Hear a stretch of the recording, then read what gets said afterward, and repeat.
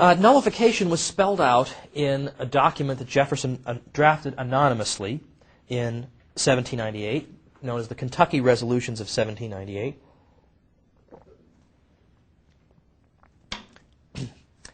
And in the Kentucky Resolutions of 1798, Jefferson is going to lay out the objections to the Alien and Sedition Acts, and then a possible course of action that the states might consider following in order to counter this federal usurpation.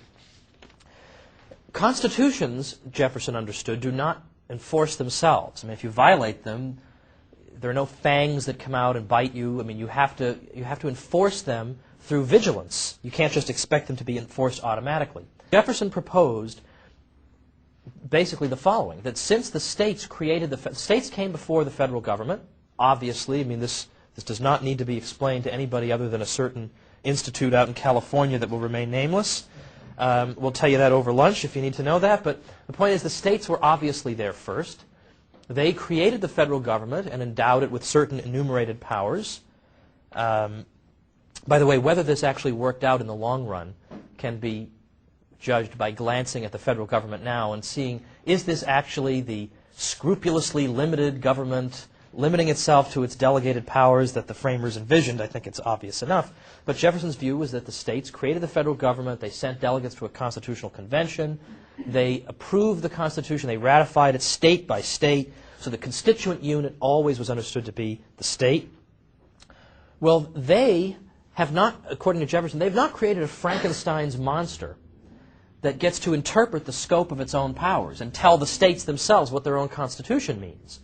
If the federal government has the final word on the scope of its own powers, if the federal government gets to be the exclusive judge as to what powers were delegated to it and what not, and what the meaning of those words in Article 1, Section 8 is, then what's going to happen, obviously, is that the federal government will, given that no one can challenge its interpretation of the Constitution, will interpret that instrument more and more broadly so as to amass more power to the center.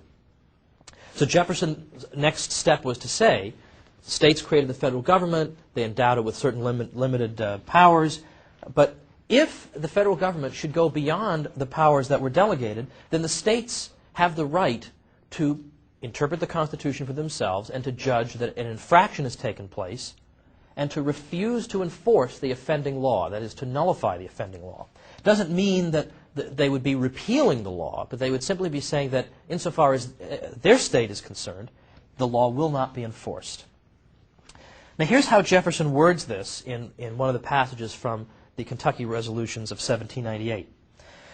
This is the crux of Jefferson's argument right here. He says, "Resolved that the several states composing the United States of America are not united on the principles of unlimited submission to their general government, but that by compact under the style and title of a Constitution for the United States and of amendments thereto, they constituted a general government for special purposes, delegated to that government certain definite powers, reserving each state to itself the residuary mass of right to their own self-government, and that whensoever the general government assumes undelegated powers, its acts are unauthoritative, void, and of no force.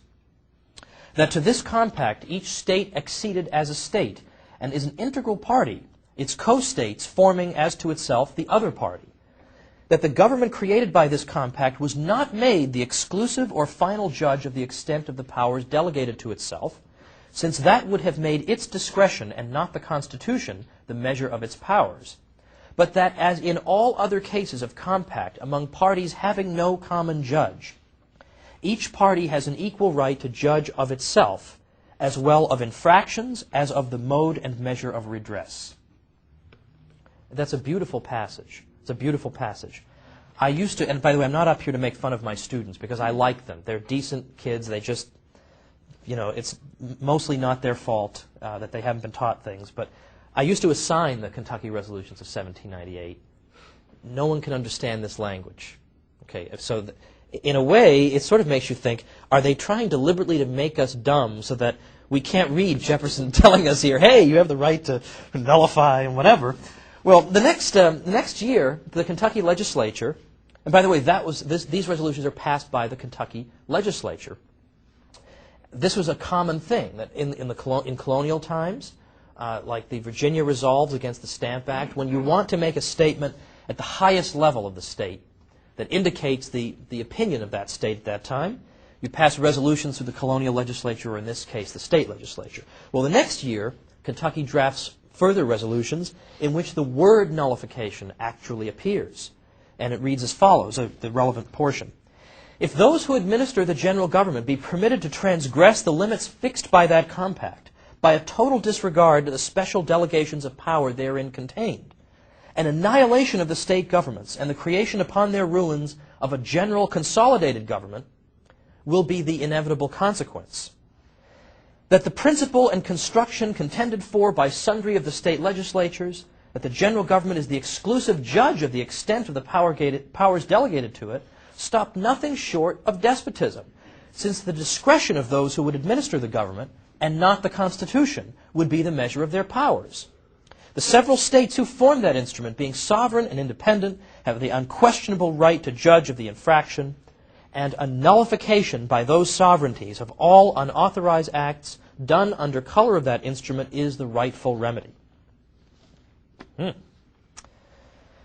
All right, well, that's the Kentucky resolutions of 1798. Now, Jefferson is portraying this course of action as the moderate course. I mean, today it's extremist and wacko. This was the moderate course. It was the middle ground between secession and submission.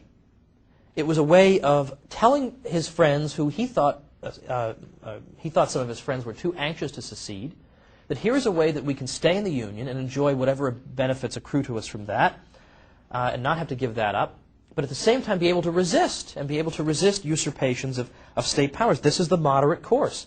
That's the same position that John C. Calhoun took in 1832 to 33, when some people in South Carolina were saying we need to secede over the tariffs. Calhoun said the moderate approach was nullification. There are some people, by the way, who believe in secession and do not believe in nullification. They think that nullification is just a crazy idea that can't work. But it does seem to be of a piece. The ideas of nullification and secession do seem to derive from the same conceptions of the federal union. Well, let's also look at the Virginia resolutions of 1798 drafted by James Madison. James Madison, rightly or wrongly, is referred to as the father of the Constitution. Presumably he would know a little something about this. Madison, I'm going to read you a little excerpt from the Virginia resolutions. Madison later came to regret having written this and spent the rest of his career trying to explain that the Virginia resolutions of 1798 did not actually mean what they obviously did mean. And so, I mean, partisan humor used to poke a lot of fun at the fact that Madison seemed to be changing his mind. There's a whole cottage industry of Madison admirers out there who write books showing that, no, Madison was perfectly consistent in his whole career. Well, if that's how you want to spend your career, arguing that Madison is totally consistent, I mean, I guess it's one way to spend a career, but my friend Kevin Gutzman at Western Connecticut State University has argued very much to the contrary. But let's look at the Virginia resolutions. Madison said, "A spirit has in sundry instances been manifested by the federal government to enlarge its powers by forced constructions of the constitutional charter which defines them, and indications have appeared of a design to expound certain general phrases so as to destroy the meaning and effect of the particular enumeration which necessarily explains and limits the general phrases, and so to consolidate the states by degrees into one sovereignty." Well, for example, what he's getting at there is that he already sees in the 1790s a trend whereby certain general phrases in the Constitution, such as the General Welfare Clause, for example, would be interpreted so broadly that the interpretation would permit the federal government to exercise powers really that were not dreamed of by the framers of the Constitution. And what he's saying is that in Article 1, Section 8, that lists the powers of the Congress. And if the federal government had actually been authorized to put into effect any measure that it thought would tend toward the general welfare, then why did they bother specifically enumerating the federal government's powers if they had whatever power would advance the general welfare? It seems it would render the specific listing of powers nugatory and absurd.